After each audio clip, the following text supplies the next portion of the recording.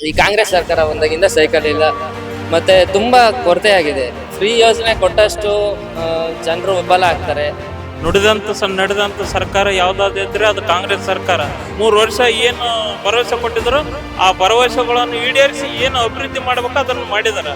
Like everything ಏನಂತ ಹೇಳೋದು ತುಂಬಾ ಬೆಳಿಬೇಕಾಗಿದೆ. ಬಟ್ ಜನರಿಗೆ ಏನು, ದೇಶಕ್ಕೇನು, ರಾಜ್ಯಕ್ಕೆ ಏನ್ ಮಾಡ್ಬೇಕಂತ ಅದನ್ನ ಕರೆಕ್ಟಾಗಿ ಡೆವಲಪ್ಮೆಂಟ್ ತಗೊಂಬನ್ನಿ. ಸಿಂಪಲ್. ಜನಗಳ ಮೇಲೆ ಬರೋ ಹತ್ತು ಗ್ಯಾರಂಟಿ ಯಾಕೆ ಗೊತ್ತಾ? ಹಣ ಜಾಸ್ತಿ ಖರ್ಚಾದ್ರೆ ಜೋಬಲ್ಲಿ ಖಜಾನಲ್ಲಿ ಖಾಲಿ ಆಗ್ತದೆ. ಎಲ್ಲಿ ನೋಡಿದ್ರು ಕ್ಲೀನೆಸ್ ಇಲ್ಲ, ಬರೀ ಕಸ ಮತ್ತೆ ಕೊಚ್ಚೆ. ನೆಕ್ಸ್ಟ್ ಬೇರೆ ಯಾರಾದ್ರೂ CM ಬಂದ್ರೆ, ಯೂತ್ಸ್ ಆತರ ಬಂದ್ರೆ ಆಗ ಹೆಲ್ಪ್ ಆಗುತ್ತೆ ಅನ್ಕೊಂಡಿದೀನಿ. ಅತಿಯಾಗಿ ಖರ್ಚು ಮಾಡಿದ್ರೆ ಆ ಹಣನೂ ಬೇರೆ ಅಂತ ಒದಗಿಸ್ಬೇಕಾಗತ್ತೆ. ಎಲ್ರಿಗೂ ನೀವು ನೋಡ್ತಾ ಇರೋದು ಒನ್ ಇಂಡಿಯಾ ಕನ್ನಡ. ನಾನ್ ಪ್ರತಿಮಾ. ವೀಕ್ಷಕರೇ, ಈಗ ರಾಜ್ಯದ ನೂತನ ಮುಖ್ಯಮಂತ್ರಿಯಾಗಿ DK ಶಿವಕುಮಾರ್ ಅವರು ಆಯ್ಕೆಯಾಗಿದ್ದಾರೆ. ಇವರ ಆಡಳಿತ ಹೇಗಿರಬಹುದು? ಬೆಂಗಳೂರಿನ ಜನಕ್ಕೆ ಯಾವ ರೀತಿ ಎಕ್ಸ್ಪೆಕ್ಟೇಷನ್ ಇದೆ?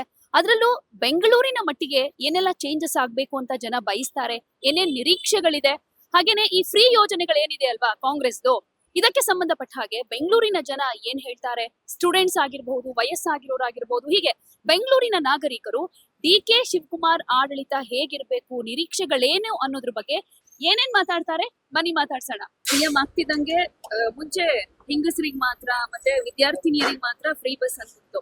ಈಗ ಕಾಲೇಜ್ ಹೋಗೋ ಹುಡುಗರಿಗೆ, ಸ್ಕೂಲ್ ಹೋಗೋ ಹುಡುಗರಿಗೂ ಫ್ರೀ ಪಾಸ್ ಮಾಡಿದ್ದಾರೆ. ಹೇಗ್ ಅನಿಸ್ತಾ ಇದೆ?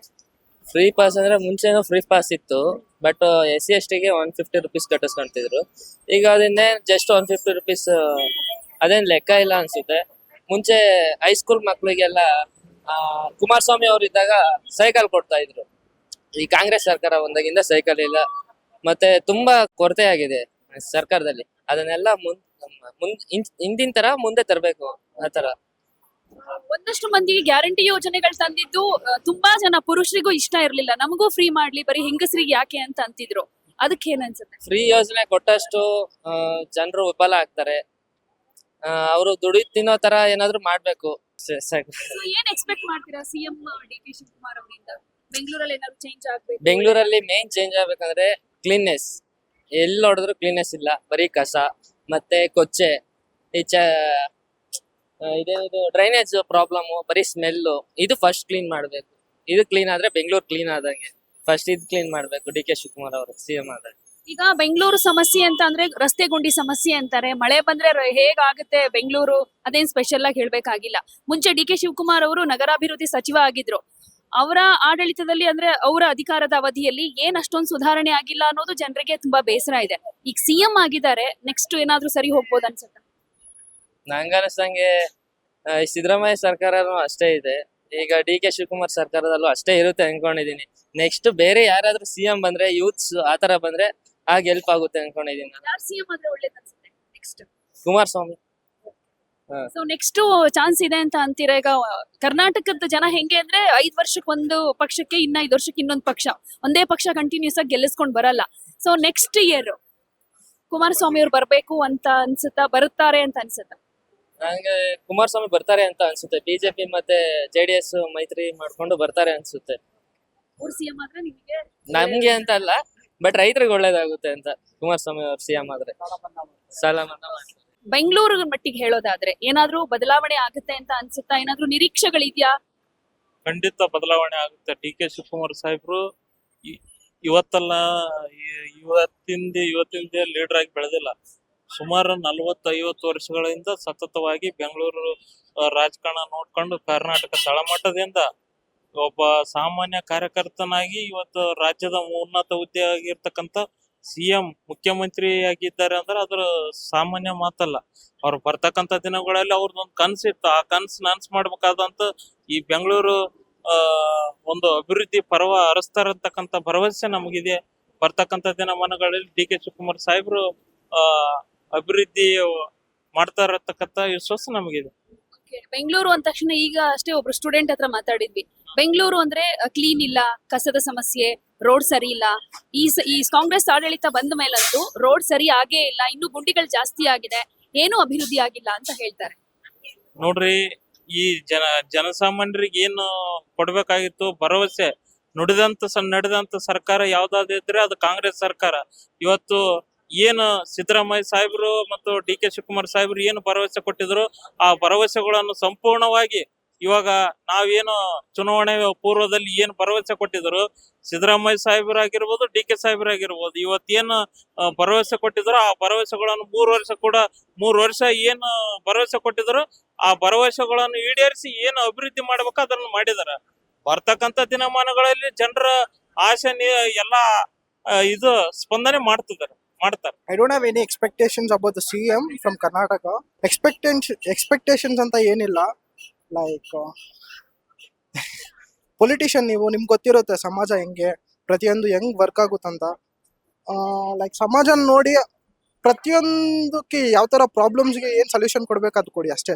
ಅಪಾರ್ಟ್ ಫ್ರಮ್ ದಟ್ ಲೈಕ್ ಇದು ಏನಂತ ಹೇಳೋದು, ಈ ಸಿಸ್ಟಮ್ ಅನ್ನೋದು ಗೌರ್ಮೆಂಟ್ ಮಾಡಿರೋದು, ಪೊಲಿಟಿಷಿಯನ್ ಸೇರಿ ಮಾಡಿರೋದು. ಅಪಾರ್ಟ್ ಫ್ರಮ್ ದಟ್ ಅಷ್ಟೇ. ಸಿಂಪಲ್ ಆಗಿ ಹೇಳ್ಬೇಕಂದ್ರೆ ನೀವು ನೋಡಿ, ಜನರನ್ನ ನೋಡಿ ಅಷ್ಟೇ.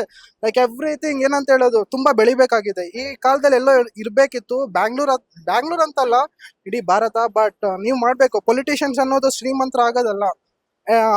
ಇಟ್ಸ್ ಲೈಕ್ ನೀವು 5 ಲಕ್ಷ ಖರ್ಚು ಮಾಡ್ಬಿಟ್ಟು ಜನರಿಂದ ಓಟ್ ತಗೊಂತೀರಾ, ಅದರಿಂದ 5 ಕೋಟಿ ದುಡಿತೀರಾ ನೀವು. ಪಾಲಿಟಿಕ್ಸ್ ಅನ್ನೋದು ಈ ತರ. ಸೊ ಎಲ್ಲರೂ ಶ್ರೀಮಂತರಾಗ್ತಾರೆ ಪಾಲಿಟಿಕ್ಸ್ ಬಂದು. ಸೊ ನಿಮಗೆ ಗೊತ್ತಿರ್ಬೇಕು ಸಮಾಜಕ್ಕೋಸ್ಕರ ಒಳ್ಳೇದ್ ಮಾಡ್ಬೇಕಂತ.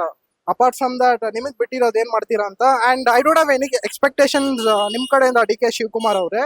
ನೀವು ನೋಡಿ ಜನರಿಗೆ ಏನ್ ಮಾಡ್ತೀರಾ ಅಂತ. ಎಲ್ಲರೂ ಶ್ರೀಮಂತರಾಗ್ತಾರೆ, ನೀವು ಶ್ರೀಮಂತರೇ. ತುಂಬಾ ಹಣ ಮಾಡಿದಾರ ಪಾಲಿಟಿಕ್ಸ್ ಬಂದು. ಬಟ್ ಜನರಿಗೇನು, ದೇಶಕ್ಕೇನು, ರಾಜ್ಯಕ್ಕೆ ಏನ್ ಮಾಡ್ಬೇಕಂತ ಅದನ್ನ ಕರೆಕ್ಟ್ ಆಗಿ ಡೆವಲಪ್ಮೆಂಟ್ ತಗೊಂಬನ್ನಿ. ಸಿಂಪಲ್. All the best. ಬಾಯ್.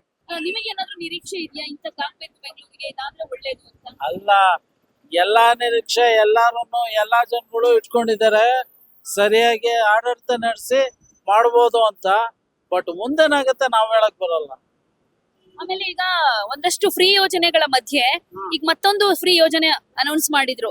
ಈ ಸ್ಕೂಲ್ ಸ್ಟೂಡೆಂಟ್ಸ್ಗೆ ಜೊತೆಗೆ ಕಾಲೇಜ್ ಸ್ಟೂಡೆಂಟ್ಸ್ಗೆ. ಮುಂಚೆ ವಿದ್ಯಾರ್ಥಿನಿಯರಿಗೆ ಮಾತ್ರ ಇತ್ತು, ಈಗ ಹುಡುಗರಿಗೂ ಫ್ರೀ ಪಾಸ್. ಒಳ್ಳೇದೇ ಮಾಡಿದ್ದಾರೆ. ಯಾಕಂದ್ರೆ ಸರ್ಕಾರಿ ಹಣ ಅದು ದುರುಪಯೋಗ ಆಗೋದು ಬೇಡ. ಸ್ಟೂಡೆಂಟ್ಸ್ಗಾರು ಒಳ್ಳೆ ಅವಕಾಶ ಸಿಕ್ಕಿದೆಯಲ್ಲ ಅಂತ ಅಂದ್ಕೋತೀನಿ ನಾನು. ಹಾಗಾಗಿ ಒಳ್ಳೆ ಕಾರ್ಯ ಮಾಡ್ತಾ ಇದ್ದಾರೆ ಅಂತ ತಿಳ್ಕೊತೇನೆ. ಈಗ ಅಭಿವೃದ್ಧಿ ಕಮ್ಮಿ ಆಗುತ್ತೆ, ಎಲ್ಲಾನು ಫ್ರೀ ಕೊಟ್ಬಿಟ್ರೆ ಬೇರೆ ಅಭಿವೃದ್ಧಿ ಕೆಲಸಗಳಾಗಲ್ಲ ಅಂತಾರೆ ಕೆಲವರು. ಅದು ಸರ್ಕಾರದ ಮೇಲೆ ಹೊರ ಬೀಳುತ್ತೆ. ಸರ್ಕಾರ ನೋಡ್ಕೋಬೇಕಾಗತ್ತೆ. ಸರ್ಕಾರ ಹೊರೆ ಬೇಕಿದ್ರೆ ಜನಗಳ ಮೇಲೆ ಬರೆ ಹಾಕೋದು.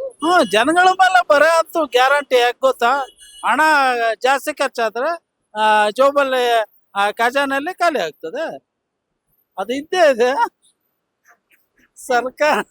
ಸರ್ಕಾರ ನಡೆಸೋ ರೀತಿಯಲ್ಲಿ ನಡೆಸ್ಬೇಕು ಅಷ್ಟೇ. ಅತಿಯಾಗಿ ಖರ್ಚು ಮಾಡಿದ್ರೆ ಆ ಹಣನ ಬೇರೆಯಿಂದ ಒದಗಿಸ್ಬೇಕಾಗತ್ತೆ. ಹೌದಾ? ನನ್ನ ಹೆಸರು ಬೆಟ್ಟ ತಿಮ್ಮಪ್ಪ ಅಂತ ಹೇಳಿ, ಪಾವಡ ತಾಲೂಕು ಮಂಗಳವಾಡ. DK ಶಿವಕುಮಾರ್ ಒಳ್ಳೆ CM ಆಗಿದ್ದಾರೆ. ಅವರು ಹಿಂದಿಂದಲೂ ಒಳ್ಳೆ ಇವರು. ಅವರು ಈಗ ಹೊಸ ಸರ್ಕಾರ ರಚನೆ ಮಾಡಿ ಸ್ವಲ್ಪ ಹೆಚ್ಚಿನದಾಗಿ ಜನರಿಗೆ ಅನುಕೂಲ ಮಾಡಿಕೊಡ್ಬೇಕು ಅಂತೇಳಿ ನಮ್ಮ ಅನಿಸಿಕೆ. ರಾಜ್ಯದಲ್ಲಿ ಏನೇನು ತೊಂದರೆ ಆಗುತ್ತಿದೆ ಜನರಿಗೆ, ಹಾಸ್ಪಿಟಲ್ ಆಗಿರ್ಬೋದು, ಒಂದು ಪಂಚಾಯತಿ ಮಟ್ಟದಲ್ಲಿ ಆಗಿರ್ಬೋದು, ಎಲ್ಲರ ಶ್ರಮ ವಹಿಸಿ ಮಾಡ್ಬೇಕಂತೇಳಿ ನಮ್ಮ ಅನಿಸಿಕೆ. ಯಾವುದೇ ಸುದ್ದಿಯ ಅಪ್ಡೇಟ್ ಅನ್ನ ಮಿಸ್ ಮಾಡ್ಕೊಳ್ಬಾರ್ದು ಅಂದ್ರೆ ಈಗ್ಲೇ ಒನ್ ಇಂಡಿಯಾವನ್ನ ಸಬ್ಸ್ಕ್ರೈಬ್ ಮಾಡಿ. ನಿಮಗೆ ಬೇಕಾದ ಭಾಷೆಯಲ್ಲಿ ಎಲ್ಲಾ ಸುದ್ದಿ ತಿಳಿಬೇಕು ಅಂದ್ರೆ ಒನ್ ಇಂಡಿಯಾ ಆಪ್ ಅನ್ನ ಡೌನ್ಲೋಡ್ ಮಾಡ್ಕೊಳ್ಳಿ.